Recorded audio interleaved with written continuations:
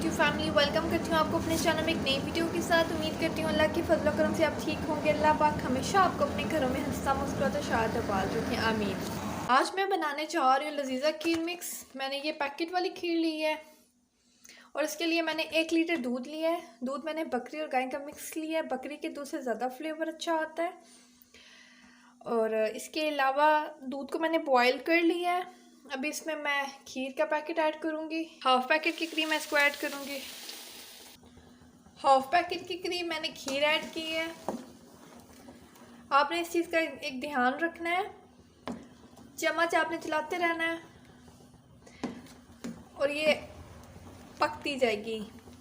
چمچ آپ نے چھوڑنا نہیں ہے چلانا, کیونکہ اس سے وہ لگنا شروع ہو چکے جل جائے گی اور ٹیسٹ بہت زیادہ برا آئے گا, جلے ہوئے کا ٹیسٹ آئے گا. یہ دیکھیں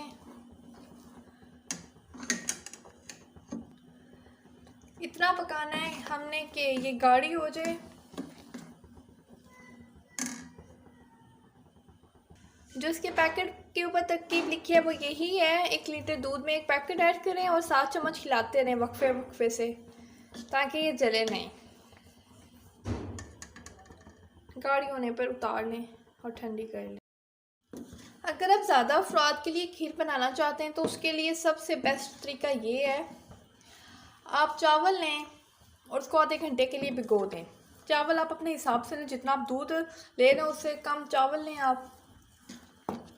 اور چاولوں کو اچھے سے گرائنڈ کر لیں اور دودھ کو سب سے پہلے بوائل کریں. بوائل کرنے کے بعد چاول ایڈ کر لیں. جب چاول اچھے سے گل جائیں تو اس کے بعد لذیذہ کھیر کا پیکٹ ایڈ کر لیں. چینی کا اپنے ہاتھ دھیان رکھنا ہے کہ میٹھا کم یا زیادہ نہ ہو, ایکوریٹ ہونا چاہیے. یہ دیکھیں ہماری کھیر میں ابال آ رہے ہیں, ساتھ ساتھ چمچ بھی چلاتے رہیں تاکہ یہ جلے نہیں.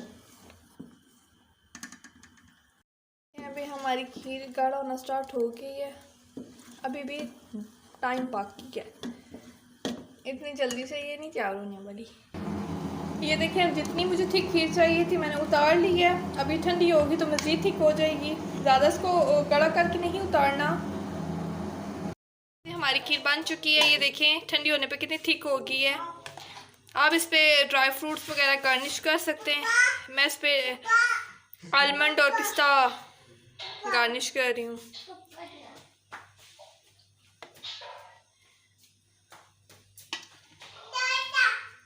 یہ ماشاءاللہ سے فائنل لک اس کی